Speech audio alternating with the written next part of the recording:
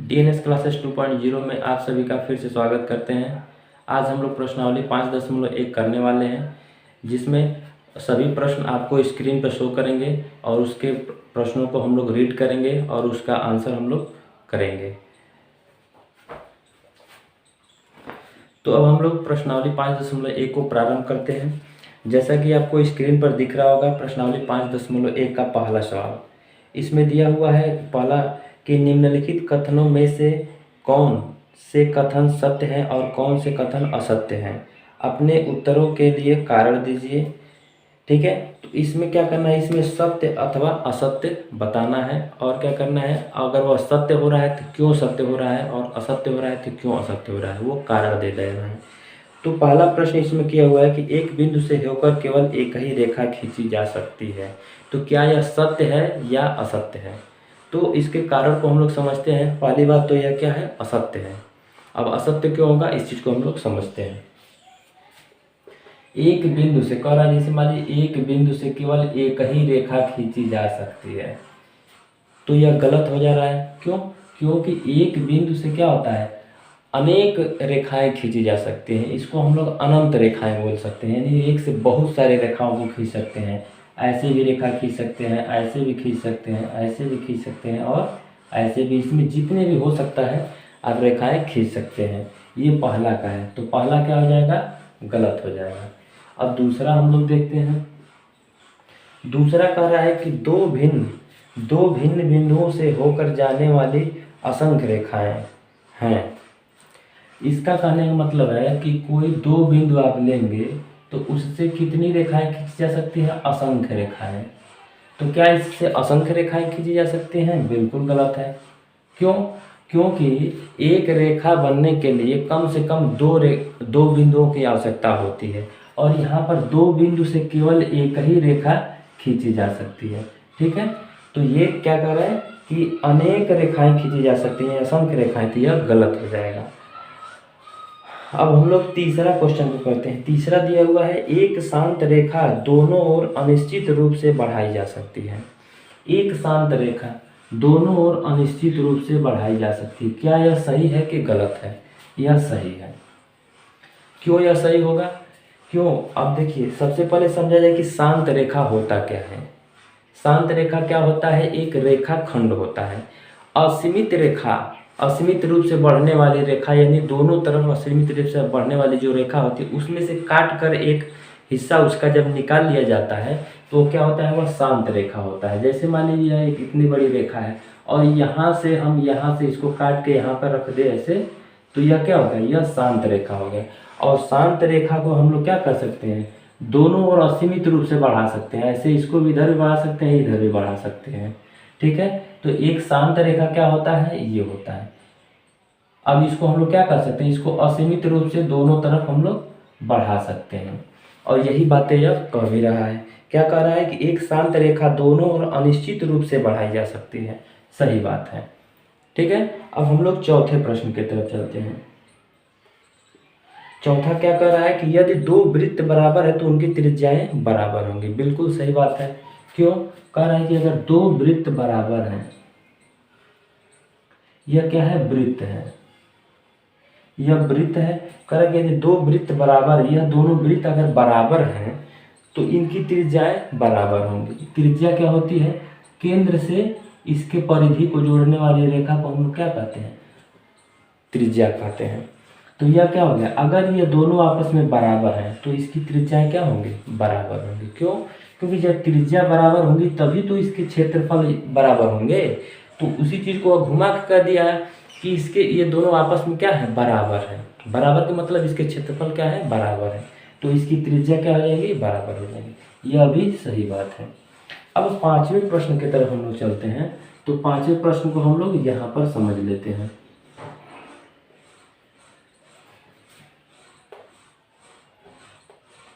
पांचवा प्रश्न क्या कह रहा है, आकृति 5.9, आकृति 5.9 में क्या दिया हुआ है, दो रेखा दिया हुआ है, तीन, एक ऐसे दे दिया है, इसको ए बी कह दिया है और क्या दिया है, इसको पी क्यू कह दिया है और एक और दे दिया है, इसको क्या बोला है, एक्स वाई। तो इसमें कह रहा है कि आकृति 5.9 में यदि ए बी बराबर पी क्यू है, यदि ए बी बराबर पी क्यू है, यह रेखा इसके बराबर है और पी क्यू बराबर एक्स वाई है और यह पी क्यू जो है एक्स वाई के बराबर है, तो ए बी बराबर एक्स वाई होगा, तो ए बी बराबर एक्स वाई होगा। ये भी सही बात है, ये 5 वाला भी क्या हो जाएगा, सही हो जाएगा। क्यों, इसको हम लोग समझते हैं। अगर एक रेखा यहाँ पर ए बी है और यह पी क्यू है और यह एक्स वाई, यह इसके बराबर है और यह इसके बराबर है, तो इनडायरेक्ट रूप से क्या हो जाएगा, ए बी बराबर एक्स वाई हो जाएगा, ए बी बराबर एक्स वाई हो जाएगा। ये क्या हो जाएगा, ये सही हो जाएगा, तो ये भी सही है। तो इस प्रकार हम लोग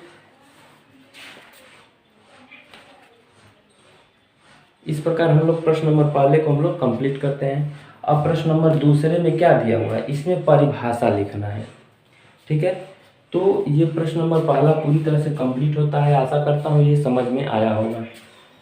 अब ये चीज़ें आप क्या कर सकते हैं, इसके जो कारण हमने बताया है मौखिक रूप से, उसको आप नोटबुक पर क्या कर सकते हैं, राइट डाउन कर सकते हैं। आप उसको यस नो लिख सकते हैं, ऐसे सही या गलत, और उसका जो कारण लिखना है उसे हमने मौखिक रूप से आपको बता दिया है। आप उसे क्या करते हैं, नोटबुक में अपने राइट डाउन कर सकते हैं। अब हम लोग प्रश्न नंबर दूसरा क्या कर रहा है। प्रश्न नंबर दूसरा जैसा कि आपको स्क्रीन पर दिख रहा होगा, उसमें लिखा हुआ निम्नलिखित पदों में से प्रत्येक की परिभाषा दीजिए। क्या इनके लिए कुछ ऐसे पद हैं जिन्हें परिभाषित करने की आवश्यकता है, वे क्या हैं और आप इन्हें कैसे परिभाषित कर पाएंगे। ठीक है, इसमें पांच परिभाषाएं लिखने के लिए दे रहा है। पहला क्या है, समांतर रेखा की परिभाषा, लंब रेखाओं की परिभाषा, रेखाखंड की परिभाषा और वृत्त की त्रिज्या का परिभाषा और पांचवा वर्ग की परिभाषा। तो परिभाषा मैं मौखिक रूप से आपको बोल दे रहा हूँ, आप उसको कॉपी पेन लेके आप उसको राइट डाउन कर लीजिएगा। तो पहला क्या कर रहा है कि समांतर रेखाएं। समांतर रेखाएं क्या होती है, दो ऐसी रेखाएं जो कहीं पर भी एक दूसरे से मिले ना, ये क्या हो जाएगा, यह समांतर रेखा हो गया, ये समांतर रेखा हो गया। और यह क्या हो जाएगा, और यह क्या हो जाएगा, असमांतर हो जाएगा। यह समांतर रेखा हो गया और यह असमांतर रेखाएं हो गई। तो इसकी परिभाषाएं कैसे लिखेंगे हम लोग, इसकी पहले का परिभाषा क्या, किसका, समांतर रेखाओं की परिभाषा क्या हो जाएगी कि दो ऐसी रेखाएं जिसे दोनों तरफ बढ़ाने पर कहीं पर भी एक दूसरे को एक प्रतिच्छेदित न करे। दो ऐसी रेखाएं जिसे दोनों तरफ बढ़ाने पर कहीं पर भी एक दूसरे को प्रतिच्छेदित न करे, तो वे दोनों रेखाएं क्या कहलाएंगी, समांतर रेखाएं कहलाएंगी। ठीक है, पहले की परिभाषा आप लिख लिए होंगे आशा करता हूं। और दूसरे को हम लोग परिभाषित करते हैं। दूसरा क्या दे रहा है, दूसरा दे रहा है कि लंब रेखाएं। लंब रेखाओं को हम लोग परिभाषित करते हैं कि लंब रेखा किसे कहेंगे, कि लिखेंगे कि इसका परिभाषा लिखेंगे कि दो ऐसी रेखाएं जो एक दूसरे को 90 डिग्री पर प्रतिच्छेदित करें, तो वे दोनों रेखाएं क्या कहलाएंगे, लंब रेखाएं कहलाएंगे। जैसे इसको हम लोग समझते हैं, यहाँ पे ये रेखा हो गया और ये रेखा हो गया। अब यह इस पर लंब है और यह इस रेखा पर लंब है, तो यहाँ दोनों तरफ क्या बन जा रहा है, यह लंब रेखा, लंब बन जा रहा है, यानी 90 डिग्री का कोण बन जा रहा है। तो दो ऐसी रेखाएं जो एक दूसरे को 90 डिग्री पर एक दूसरे को प्रतिच्छेदित करे, तो वे क्या कहलाएंगे, लंब रेखाएं कहलाएंगे। ठीक है, अब तीसरा रेखाखंड। रेखाखंड क्या है, रेखाखंड के बारे में हम लोग समझते हैं।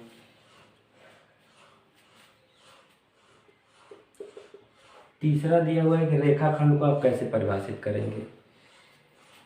असीमित रूप से इसको परिभाषित कैसे करेंगे, असीमित रूप से बढ़ी हुई रेखा में से काट कर निकाली गई एक रेखा को हम लोग क्या कहेंगे, रेखाखंड कहेंगे।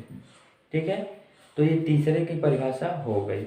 और चौथे की परिभाषा क्या हम लोग लिखेंगे, वृत्त की त्रिज्या। चौथा क्या है, वृत्त की त्रिज्या क्या होगा। तो वृत्त की त्रिज्या क्या होता है, अब ये हो गया आपका वृत्त हो गया। अब इसके केंद्र से इसके परिधि पर जो रेखा टच करता है यानी छूता है, उसको क्या कहते हैं, त्रिज्या कहते हैं। तो वृत्त की त्रिज्या को हम लोग परिभाषित कैसे करेंगे, लिखेंगे उसको कि वृत्त के केंद्र से परिधि को मिलाने वाली रेखा को हम लोग क्या कहेंगे, वृत्त की त्रिज्या कहेंगे। फिर से मैं रिपीट कर दे रहा हूँ कि वृत्त के केंद्र से वृत्त के परिधि को मिलाने वाली रेखाओं को या उसको छूने वाली रेखाओं को क्या कहेंगे, वृत्त की त्रिज्या कहेंगे। तो 4 वाला भी आपको समझ में आ गया होगा। अब 5 वाले को हम लोग समझते हैं। 5 क्या कह रहा है कि वर्ग क्या होता है। वैसे मैं पहले बता दूं कि वर्ग होता क्या है, कि 4 भुजाओं से घिरी आकृति को हम लोग क्या कहेंगे, वर्ग कहेंगे। इसकी चारों भुजाएं क्या होती हैं, आपस में बराबर होती हैं और इसके प्रत्येक कोण क्या होते हैं, 90 डिग्री के होते हैं। वर्ग की और भी बहुत सारे खासियत है, उसको हम लोग आगे पढ़ेंगे। फिलहाल वर्ग के क्या होता है उसको हम लोग परिभाषित करते हैं। जिसको परिभाषा में क्या लिखेंगे कि 4 समान भुजाओं से घिरी आकृति को वर्ग कहेंगे। ठीक है, तो ये क्वेश्चन नंबर 2 भी पूरी तरह से समाप्त हो गया। आशा करता हूँ कि आप उसे नोटबुक पर राइट डाउन कर लिए होंगे। अब हम लोग अगले प्रश्न को करते हैं। अब क्वेश्चन नंबर 4 आपको स्क्रीन पर दिख रहा होगा। अब उसे हम लोग हल करते हैं। क्वेश्चन नंबर 4 क्या कर रहा है, आप स्क्रीन पर देखिएगा, मैं उसे किताब से पढ़ रहा हूँ। दिया है कि यदि 2 बिंदु ए और बी के बीच एक बिंदु सी ऐसा स्थित है कि ए सी बराबर बी सी और है, तो सिद्ध कीजिए कि ए सी बराबर हाफ ऑफ ए बी है।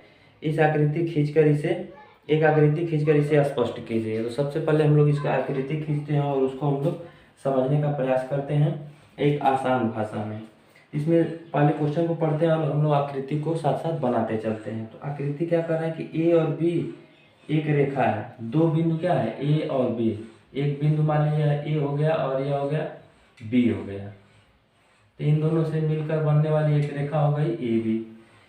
अब कह रहा है कि बीच एक ए और बी के बीच में एक बिंदु सी है। ए और बी के बीच में क्या है, एक बिंदु सी है, बिंदु सी है। अब बीच में कह दिया, इसका मतलब क्या होगा, यह और यह दोनों क्या हो गया, बराबर हो गया। ऐसा स्थित है, सी इस प्रकार स्थित है कि ए सी बराबर बी सी है, ए सी बराबर बी सी है। ठीक है, तो सिद्ध कीजिए क्या कि ए सी बराबर हाफ ऑफ ए बी। ठीक है, इसमें सिद्ध क्या करना है, इसको हम लोग लिख लेते हैं ऐसे, सिद्ध करना है कि ए सी बराबर बी सी। ठीक है, अब हम लोग क्या करते हैं, इसको हल करते हैं। तो कैसे लिखेंगे, इसमें दिया हुआ है कि ए सी बराबर बी सी दिया हुआ है, तो ए सी बराबर क्या दिया हुआ है, बी सी। ए सी बराबर बी सी दिया हुआ है।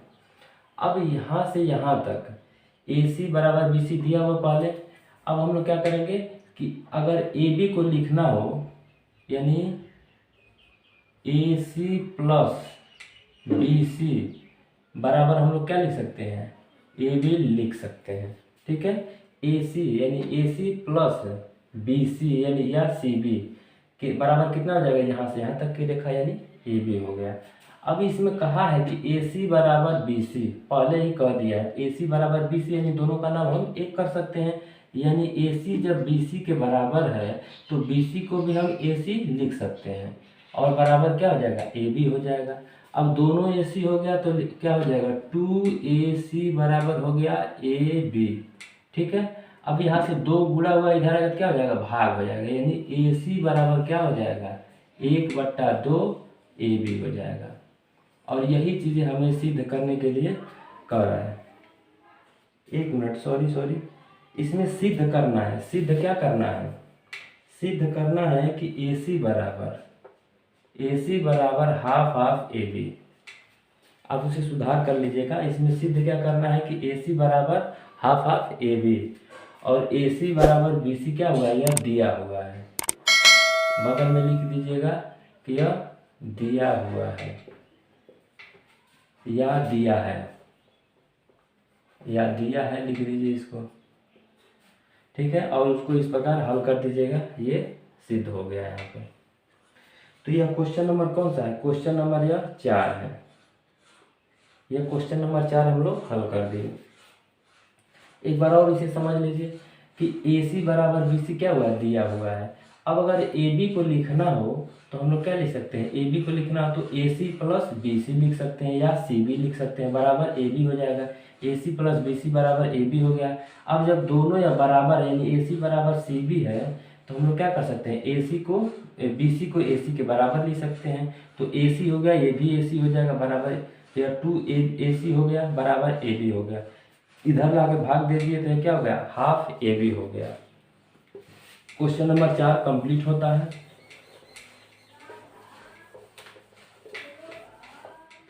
क्वेश्चन नंबर 4 कंप्लीट हो गया।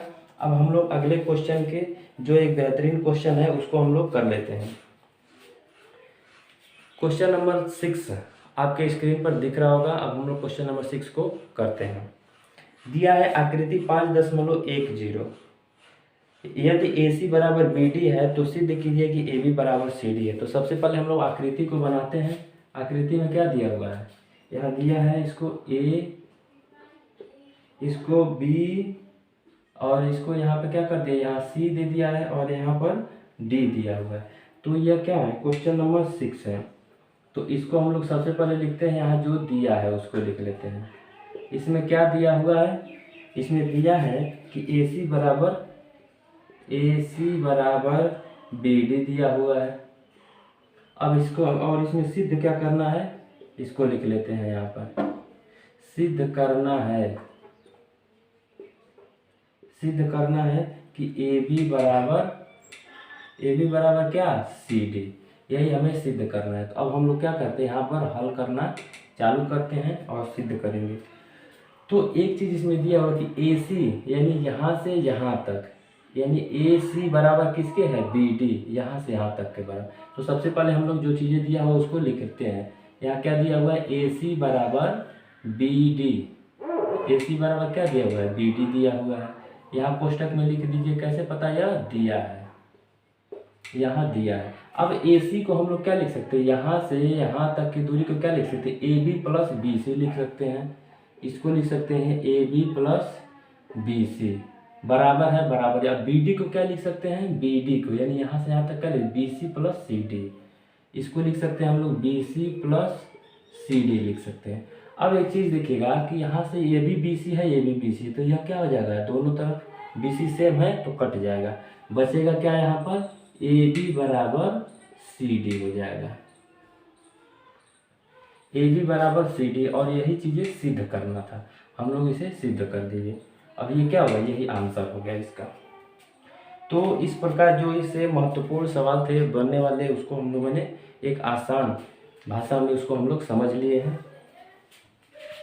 यूपी बोर्ड के छात्रों को ध्यान में रखते हुए इन सभी वीडियो को हम लोग रिलीज़ करते हैं और आशा करता हूं कि ये आप सभी को समझ में आता भी होगा। देखिए, शब्दों को इंग्लिश में अगर मैं कन्वर्ट करके मैं कर सकता हूं, लेकिन आसान करने के लिए हमें शुद्ध हिंदी का इस्तेमाल किया जाता है, तो ताकि यूपी बोर्ड के सभी बच्चों को ये चीज़ें समझ में आ सके। आशा करता हूँ कि ये वीडियो आपको समझ में आया होगा और आप लोग चैनल को सब्सक्राइब कर लीजिए इसे और लोगों तक पहुँचाने का प्रयास करें। तब तक वीडियो को देखते रहिए।